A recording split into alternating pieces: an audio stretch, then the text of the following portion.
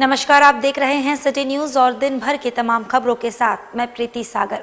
खबरों में बात करेंगे सबसे पहले आज की सुर्खियों की। पति पत्नी के विवाद सुलझाने को लेकर पहुंचे मायके वालों और ससुराल वालों के बीच विवाद बढ़कर मारपीट पर उतरा।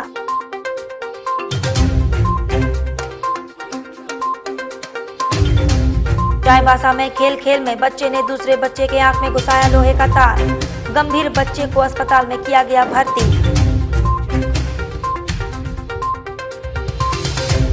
नीमडी में 90 वर्षीय बुजुर्ग महिला शौच जाने के क्रम में गिरी कुएं में। आसपास के लोगों ने महिला को निकाला बाहर।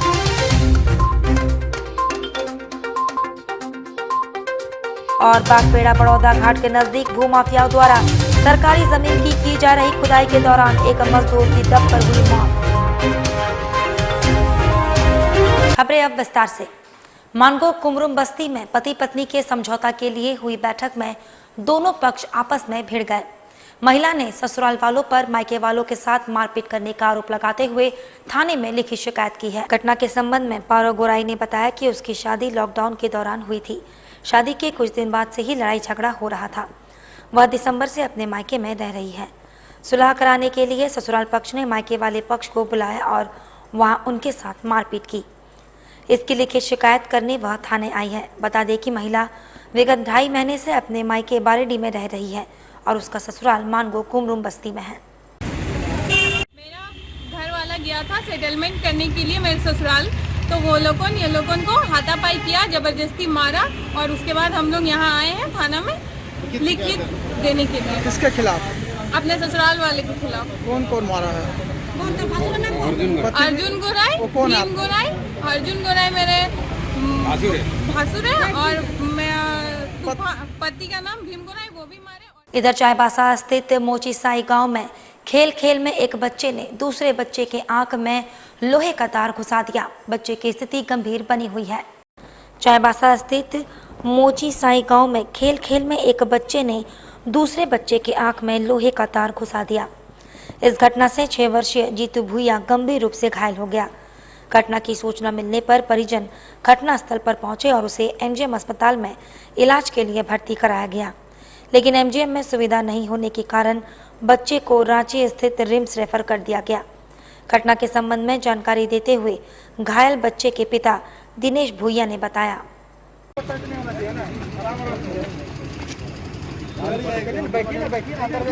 एक आदमी अंदर जाओ ना जी। नदी गया हुआ था, उन्होंने भेजे थे बच्चा में कोई बच्चा मार दिया उसको। अच्छा, फिर तो क्या चीज़ से मारा? वही रड से। रड से। तो अभी क्या कर रहा है आप लोग? लाए, एडमिट करवाए। उसके बाद कहाँ लेके जाइएगा? यहाँ से अब कहाँ लेके जाएंगे, पैसा के लिए सोच रहे हैं। और क्या तकलीफ है? एक को पैसा नहीं मेरे पास, डेली खटते थे खाते थे। तो यहाँ डॉक्टर कुछ बोला? डॉक्टर बोलता है यहाँ नहीं हो पाएगा। उधर परसोडी थाना क्षेत्र में धर्म टोला का मामला, जहां एक खड़ी इंडिको कार में लगी भीषण आग। मौके पर परसोडी थाना के पुलिस पहुंची और जांच में जुटी। बताया जा रहा है ये इंडिको कार सोना नाम बास्के की है। वह इस संबंध में मेघराम सोरेन का कहना है कि आग कैसे लगी अभी तक पता नहीं चला है। आग से इंडिको कार पूरी तरह जलकर राख हो गई है। घटना में किसी के हताहत होने की सूचना नहीं है। मौके पर पुलिस पहुंची और जांच में जुट गई है।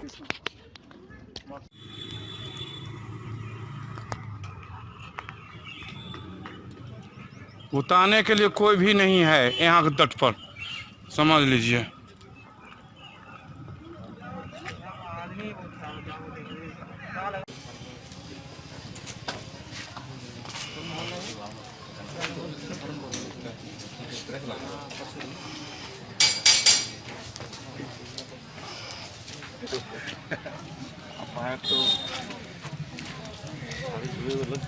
हम आए तुरंत आए हैं, लेकिन कोई उतारने के लिए नहीं था। बाल्टी का पानी है। सर देखिए, हम लोग तो बाहर में थे। यहाँ से हम लोग को फ़ोन किया, इन्फॉर्मेशन दिया कि आपका कार में आग लगा हुआ है।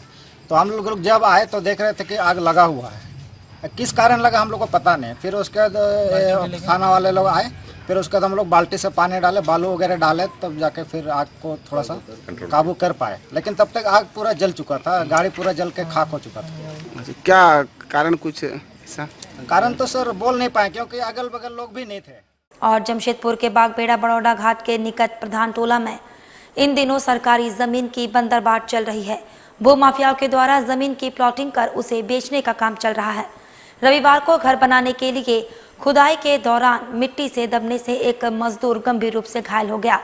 जांच के बाद डॉक्टरों ने उसे मृत घोषित कर दिया। घटना के संबंध में स्थानीय लोगों ने बताया कि इलाके में सरकारी जमीन की प्लॉटिंग कर उसे बेचने का काम किया जा रहा है। जमीन को फ्लाई ऐश डालकर उसे समतल किया गया है। घर बनाने के लिए फ्लाई ऐश को हटाकर मिट्टी भरने का काम किया जा रहा था। लगभग 10 फीट तक फ्लाई ऐश हटा लिया गया था।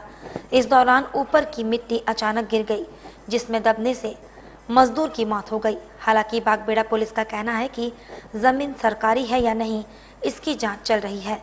फिलहाल पुलिस ने शव को पोस्टमार्टम के लिए भेज दिया है।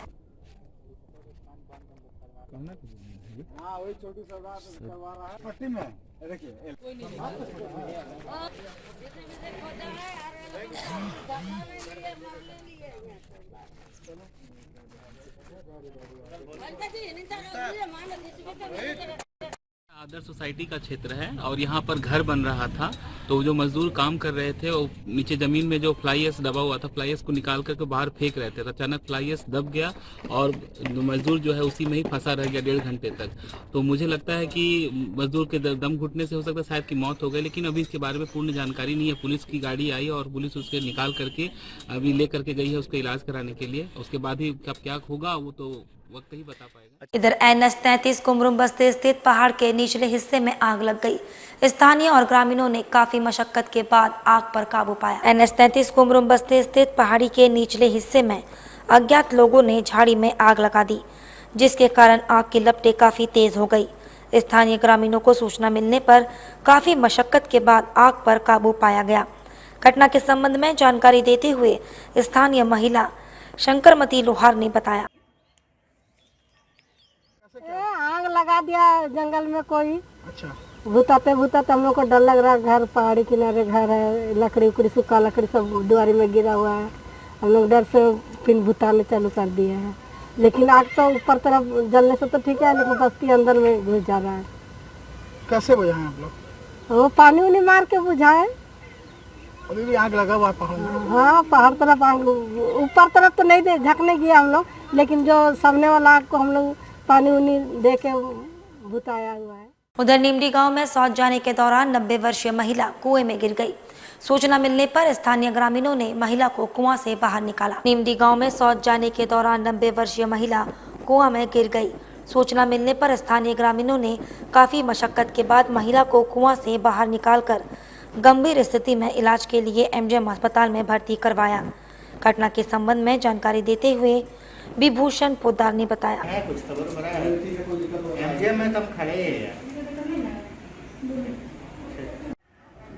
पायखाने गया था रात में, अब मालूम करके नहीं पता है, इसलिए कुआं में थोड़ा गिर गया। कुआं में गिर गया। ये था। क्या किया? वहाँ तो टूलू पंप था, से पाइप में पकड़ कर रखा था। साथ ही आपको बता दें, जमशेदपुर पोटका विधानसभा के विधायक संजीव सरदार ने चुनावी वादों के तहत 3 एम्बुलेंस, 6 पानी टैंकर, 3 ट्रैक्टर, 3 फॉगिंग मशीन जनता को समर्पित किया। वहीं इस कार्यक्रम में पंचायत, जनप्रतिनिधि, शिक्षक, समाज सेवी, बुद्धिजीवी, गणमान्य लोग, आम जनता उपस्थित रहे। बताया जा रहा है कि पोटका विधानसभा के 3 प्रखंड पोटका, डुमरिया, जमशेदपुर प्रखंड के जनता के बीच समर्पित किया गया है। वहीं विधायक संजीव सरदार ने कहा कि चुनावी वादों के तहत आज पानी टैंकर, एम्बुलेंस, फॉगिंग मशीन आदि जनता के बीच जनता को समर्पित किया गया और आगे भी इसी तरह जनता के बीच सेवा जारी रहेगी। देश नहीं, पूरा विश्व में कोरोना की चपेट में आया। समर्पित किए, अपना चुनावी वादा पूरा किया। क्या क्या करते हैं? आज जनता के बीच हम लोग कि यहाँ कोटका की जनता जो कि चाहे स्वास्थ्य संबंधित हो, चाहे पानी से संबंधित हो, चाहे हमारे पेंशन संबंधित हो, गाँव की जो स्थिति बनती है उसके संबंधित, उसको देखते हुए हम लोग अपना आज 1 साल हुआ राज का हम लोग। और वहीं रेलवे निजीकरण के खिलाफ ऑल इंडिया लोको रनिंग स्टाफ एसोसिएशन के द्वारा विरोध किया जा रहा है। सरायकेला जिले के आदित्यपुर स्थित रेलवे कॉलोनी शिव मंदिर परिसर में आयोजित साल के दूसरे आम बैठक के दौरान सरकार द्वारा रेलवे निजीकरण की नीतियों का विरोध किया गया। सरकार द्वारा रेलवे निजीकरण के तहत देश के 109 रूटों पर 2023 से निजी रेल परिचालन की योजना बनाई गई है, जिसका ऑल इंडिया लोको रनिंग स्टाफ एसोसिएशन लगातार विरोध कर रहा है। लोको रनिंग स्टाफ एसोसिएशन द्वारा अपने साथ प्रमुख मांगों के साथ सरकार का लगातार ध्यान आकृष्ट कराया जा रहा है। इसी के तहत आम बैठक में चक्रधरपुर रेल मंडल से जुड़े रेल कर्मियों को निजीकरण के खिलाफ गोलबंद होते हुए जरूरत पड़ने पर आंदोलन किए जाने संबंधी रणनीति तैयार की गई। मौके पर एसोसिएशन के जोनल महासचिव कॉमरेड पारस कुमार ने बताया कि सरकार निजीकरण के तहत मालगाड़ी परिचालन से लेकर स्टेशन रखरखाव का कार्य तक निजी कॉरपोरेट कंपनियों को सौंपने की योजना बना रही है, जिससे अंततः आम आदमी ही प्रभावित होंगे। इन्होंने बताया कि रेल परिचालन के अलावा रेल कारखानों का निगमकरण किया जा रहा है। 130 किलोमीटर प्रति घंटा की रफ्तार से ट्रेन परिचालन करने वाले लोको पायलट को बॉक्स के स्थान पर खुद टूल किट ले जाने संबंधित कार्य दिए जा रहे हैं, जो अधिक बोझ है। साथ ही बकाया समेत ओवरटाइम को भी बंद किया जा रहा है, जिससे रेल कर्मचारियों में रोष व्याप्त है। इन सारी मांगों को लेकर रेल कर्मी एसोसिएशन के बैनर तले अपनी मांगों पर अटे हैं। विभाग को लेंगे जिस विभाग में आपको आंदोलन। ऑल इंडिया लोको रनिंग स्टाफ एसोसिएशन पूरे रेलवे में जो परिचालन में निजीकरण का जो फैसला लिया गया है, 109 रूटों में सरकारी निजी गाड़ियां चलाने का 2023 से, और डीएफ डेडिकेटेड फ्रेट कॉरिडोर के तहत डीएफसीसीआईएल के द्वारा मालगाड़ियों में निजी कंपनियों का आह्वान किया गया है। श्रम कानून बदले गए हैं, उसका अब लागू होने का बारी है। उसके बाद हमारा जो महंगाई भत्ता है उसको फ्रीज कर दिया गया है। रात भर ड्यूटी करने के बावजूद 120 किलोमीटर 130 किलोमीटर का स्पीड में गाड़ी चला के देश का सेवा करते हुए सारे लोगों को मंजिल तक पहुंचाने के बाद रात भर ड्यूटी करने के बाद भी नाइट जो ड्यूटी अलाउंस है वो नहीं पेमेंट हो रहा है। उसको उधर सरायकेला खरसवा जिले के कुकुड़ू प्रखंड के कूदा निवासी और सप्तम वर्ग की छात्रा काजल महतो राष्ट्रीय स्तरीय साइकिलिंग प्रतियोगिता के चयन पर खुशी जाहिर करते हुए विधायक सविता महतो ने आर्थिक सहयोग किया। आपको बता दूं कि काजल महतो का चयन राष्ट्रीय साइकिलिंग चैंपियनशिप के लिए किया गया है। वह झारखंड की ओर से मुंबई में होने वाले राष्ट्रीय साइकिलिंग प्रतियोगिता में भाग लेगी। काजल चूंकि बहुत ही गरीब और किसान परिवार से है, उसे मुंबई जाने आने का किसी भी तरह का सरकार की ओर से कोई व्यवस्था नहीं है और पिताजी भी खर्चा वहन करने के लिए सक्षम नहीं है। वहीं विधायक से साइकिलिंग एसोसिएशन के जिला सचिव दिलीप कुमार गुप्ता ने भी प्रशिक्षण में आने वाले समस्या से भी अवगत कराया। विधायक के संज्ञान में आने के बाद कूदा मध्य विद्यालय परिसर में एक कार्यक्रम के दौरान काजल को आर्थिक सहायता करते हुए कहा कि मुझे सुनकर बहुत अच्छा लगा। आगे भी ऐसे प्रतिभागियों एवं प्रशिक्षण केंद्र के लिए सहयोग किया जाएगा। हमारी बच्ची बहुत अच्छा लगा सुन के, जो साइकिल रेसिंग से ये बॉम्बे जाएगी कुछ दिन बाद, और आशा करती हैं कि ये अच्छा से अच्छा मतलब विधानसभा का ही नहीं, गांव का ही नहीं, पूरा देश विदेश में नाम करके और गोल्ड मेडल जीत के आएगा, यही मैं शुभकामना करती हूँ। मैडम इस क्षेत्र पे मेरा पूरा प्रयास रहेगा और इसको हम देख के आगे भी शिक्षण के लिए बात करेंगे। इस क्षेत्र में एक प्रशिक्षण केंद्र नहीं है और उसको मद्देनजर रखते हुए इससे पहले भी बहुत सारे बच्चे गोल्ड मेडलिस्ट लाए थे और वो आगे जा नहीं पाए क्योंकि हमारे पास वो साइकिल का व्यवस्था नहीं है। जो फॉरेनर साइकिल जो 1.5 लाख से स्टार्टिंग है वो साइकिल का व्यवस्था नहीं है। इससे पहले जब बच्चे दम तोड़ दिए और साइकिलिंग करना भी छोड़ दिए, ये धीरे धीरे लुप्त होते जा रही है, तो उसको हम लोग को बढ़ावा देना है। तो सबसे पहले प्रशिक्षण केंद्र, उसके बाद हमारे जो स्थानीय विधायक है और उसके बाद संसद है, इनसे यह मांग है कि इस प्रशिक्षण केंद्र का उद्घाटन किया जाए और इसमें जैसे आपका जिम का सामान, साइकिलिंग, सॉक्स, उसका कुश्ती का सब तरह का व्यवस्था हो जाए तो बच्चे यहाँ से अच्छे अच्छे बच्चे निखर के आगे आएंगे और हमारा इस जिला का तो नाम रोशन करेंगे। वक्त तो चला है अब एक छोटे से ब्रेक का। ब्रेक के बाद खबरें और भी है, तब तक के लिए देखते रहिए। अब आप अपने ख्वाबों के घर को सजाइए एवं वुड आर्ट के फर्नीचर से। अगर आप भी अपने घर को देना चाहते हैं बेहतरीन लुक तो जरूर आए A1 वुड आर्ट में एक से बढ़कर एक फर्नीचर नए और आकर्षक डिजाइन के साथ सिर्फ A1 वुड आर्ट में यहाँ सस्ते और कम मूल्यों में एक से बढ़कर एक फर्नीचर उपलब्ध है जो आपके घर को देंगे आधुनिक लुक। जमशेदपुर के आजाद नगर मानगो में फर्नीचर का सबसे बड़ा शोरूम A1 वुड आर्ट जो आपको देता है हर फर्नीचर पर 100% गारंटी। हमारे यहाँ उपलब्ध है सोफा सेट, डाइनिंग टेबल, पलंग, ड्रेसिंग आईना, सेंटर टेबल के साथ अन्य तरह के हर फर्नीचर, वो भी 10% छूट के साथ। अब एक ही छत के नीचे उपलब्ध है आपके घर को सजाने का हर सामान। हमारा पता A1 wood art, proprietor Haji MD Shamshuddin, opposite road number 13, old Purulia road, Zakir Nagar west, Mango. हमारा branch Chepapul near Akka garden, Mango, Jamshedpur. हमारा कॉन्टैक्ट नंबर 799799805998 और 9431117748। अब सुंदर दिखना हुआ और भी आसान।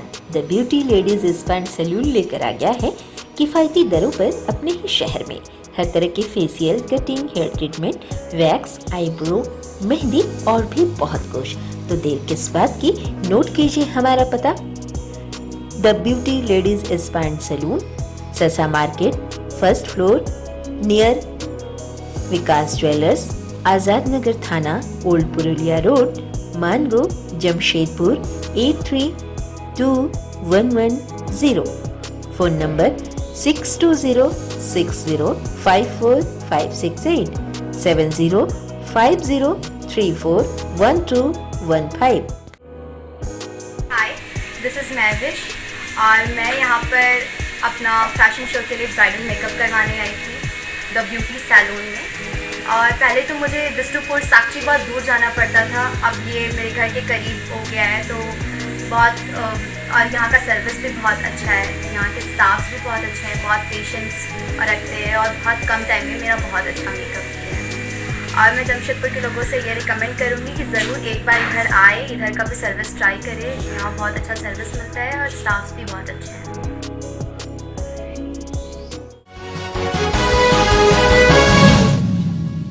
ब्रेक के बाद मैं प्रीति सागर एक बार फिर से आपका स्वागत करती हूं। सरायकेला जिले के आदित्यपुर थाना क्षेत्र के राम मढ़ैया बस्ती रेलवे लाइन के किनारे जुआ खेलने और खिलाने वालों को जेल भेजा गया।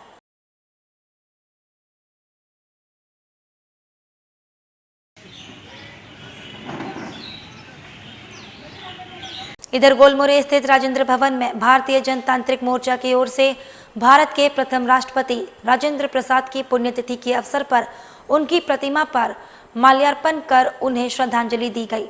बोले बोले। भारत माता की जय, भारत माता की जय। डॉक्टर राजेंद्र प्रसाद अमर रहे, अमर रहे, अमर रहे। डॉक्टर राजेंद्र प्रसाद अमर रहे, अमर रहे, अमर रहे। प्रसाद अमर रहे, अमर रहे, अमर रहे। डॉक्टर राजेंद्र प्रसाद अमर रहे, अमर रहे, अमर रहे। डॉक्टर राजेंद्र प्रसाद अमर रहे, अमर रहे, अमर रहे। डॉक्टर राजेंद्र प्रसाद अमर रहे, अमर रहे, अमर रहे। डॉक्टर राजेंद्र प्रसाद अमर रहे, अमर रहे, अमर रहे। भारत माता की जय, भारत माता की जय।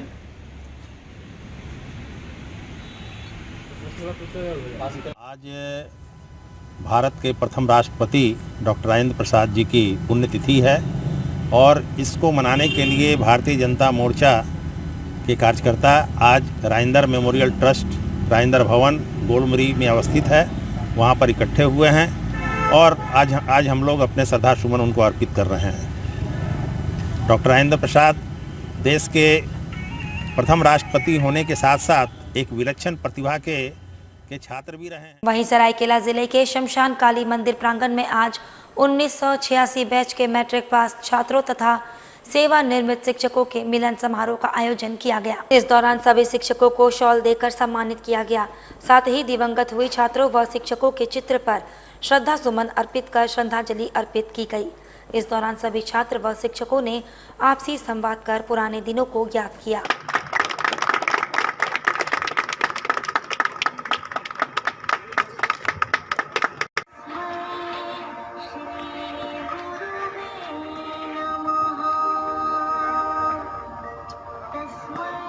वहीं शोभा साई ट्रस्ट की ओर से गोलमुरी में निशुल्क आई चेकअप कैंप का आयोजन किया गया। गोलमुरी 10 नंबर बस्ती स्थित झूला मैदान क्लब हाउस प्रांगण में शोभा साई ट्रस्ट की ओर से निशुल्क आई चेकअप कैंप का आयोजन किया गया। इस संबंध में जानकारी देते हुए संस्था के सलाहकार दिनेश शाह ने बताया, आज 10 नंबर बस्ती झूला मैदान इस प्रांगण में हम लोगों ने एक आई कैंप लगाया है जो कि निःशुल्क है, पूरी तरह से निःशुल्क है। और इसमें जो है कि इस आई कैंप के द्वारा हम लोग जो है कि जो भी निस्सहाय है या जिनके पास पैसे नहीं हैं, जो भी चेकअप करवाना चाहते हैं, निःशुल्क हम लोग कर रहे हैं। और इसका उद्देश्य हम लोग का ये है कि इस शोभा साई ट्रस्ट के माध्यम से इधर भारतीय रेल विकास निगम एवं रामकृष्ण मिशन के संयुक्त तत्वाधान में आदिवासी छात्रावास का विधिवत उद्घाटन किया गया। भारतीय रेल विकास निगम एवं रामकृष्ण मिशन ट्रस्ट के संयुक्त तत्वाधान में साक्षी स्थित रामकृष्ण मिशन विद्यालय परिसर में आदिवासी छात्रावास का विधिवत उद्घाटन किया गया। इस मौके पर राज्यपाल महामहिम द्रौपदी मुर्मू ने छात्रावास का उद्घाटन किया। अपने संबोधन में राज्यपाल ने भारतीय रेल विकास निगम एवं विवेकानंद ट्रस्ट को ढेर सारी शुभकामनाएं दी।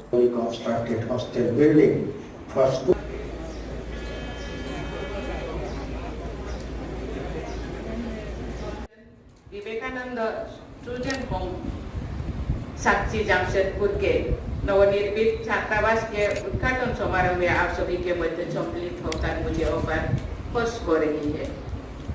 इस छात्रावास के निर्माण हेतु मैं रामकृष्ण मिशन जमशेदपुर को बधाई देती हूँ। उधर एयर होस्टेस मौसमी चौधरी हत्याकांड मामले का खुलासा करने की मांग को लेकर 1 दिवसीय धरना प्रदर्शन कार्यक्रम का आयोजन किया गया। एयर होस्टेस मौसमी चौधरी की हत्या का 11 वर्ष हो चुका है, बावजूद अभी तक पुलिस मामले का उद्भेदन नहीं कर पाई है।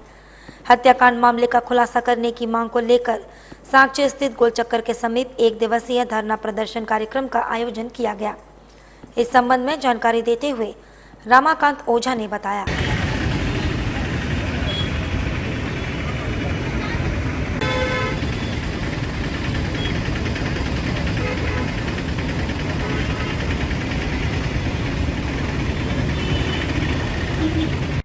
ट्रेनी एयर होस्टेस मौसमी चौधरी की का आज 28/2/1992 में जन्म हुआ था।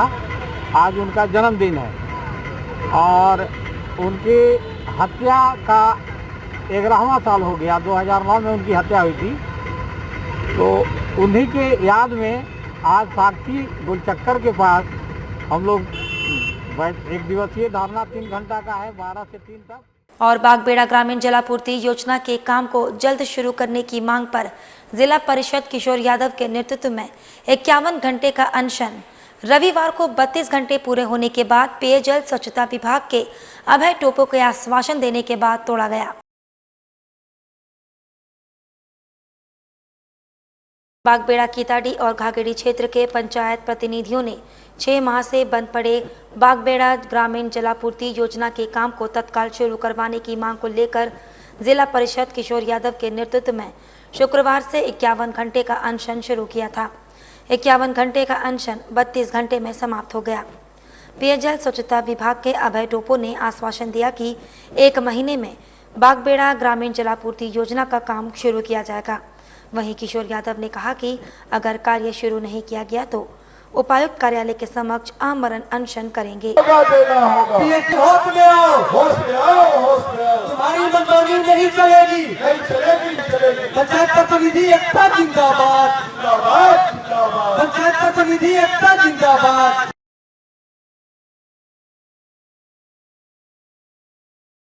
जलापूर्ति योजना के काम को पुनः शुरू करने की मांग को लेकर 27 फरवरी से सुबह 10 बजे से हम लोग अनशन पे थे। 51 घंटे की अनशन की हम लोगों ने घोषणा की थी, जिसके अनुसार कल हम लोग दोपहर 1 बजे अनशन से उठते, लेकिन अभी हमारा अनशन का 32 घंटा हुआ था, तभी पेयजल स्वच्छता विभाग के स्कोटिव साहब श्री अभय टोप्पो जी हमारे अनशन स्थल पे आए और उन्होंने हम सबों को ये आश्वासन दिया है कि 1 महीना के अंदर हम बागबेड़ा ग्रामीण जलापूर्ति योजना के काम में जितनी अड़चने हैं सभी को समाप्त करके 1 महीना के अंदर हम इस योजना का काम को शुभारंभ कर देंगे। और जनसंख्या समाधान फाउंडेशन सरायकेला खरसवा जिला पुरुष लिंग और महिला विंग की जिला इकाई की साप्ताहिक मिलन बैठक कुदर साई मंदिर प्रांगण में संपन्न हुई। जनसंख्या पर रोक लगाने के लिए कठोर कानून की अपील हुई। जिला अध्यक्ष मनोज कुमार चौधरी की अध्यक्षता में हुई, जिसमें राष्ट्रीय कार्यक्रम के तहत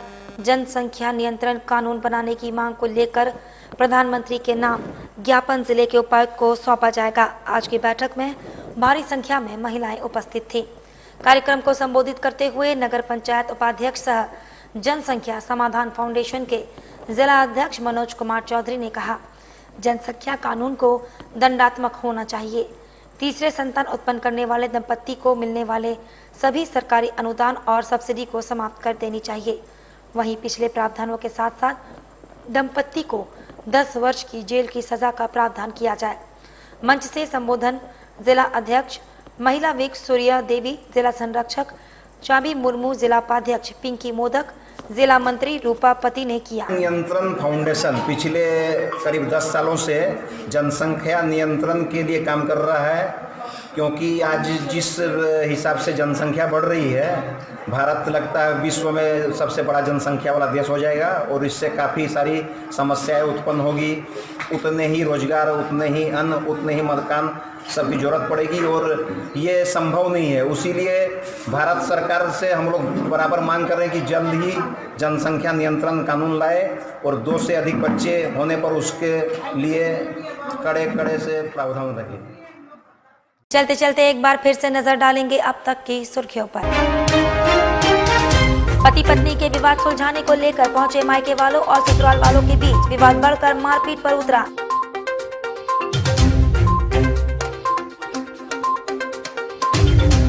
चाईबासा में खेल में बच्चे ने दूसरे बच्चे के आंख में घुसाया लोहे का तार। गंभीर बच्चे को अस्पताल में किया गया भर्ती।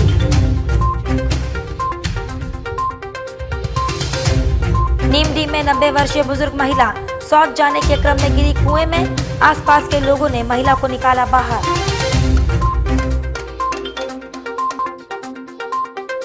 और बागबेड़ा बड़ौदा घाट के नजदीक भूमाफियाओं द्वारा सरकारी जमीन की जा रही खुदाई के दौरान एक मजदूर की दब पर हुई मौत। और अभी के लिए बस इतना ही। कल फिर मिलेंगे कुछ अन्य खबरों के साथ। तब तक के लिए दीजिए सिटी न्यूज की पूरी टीम को इजाजत। नमस्कार।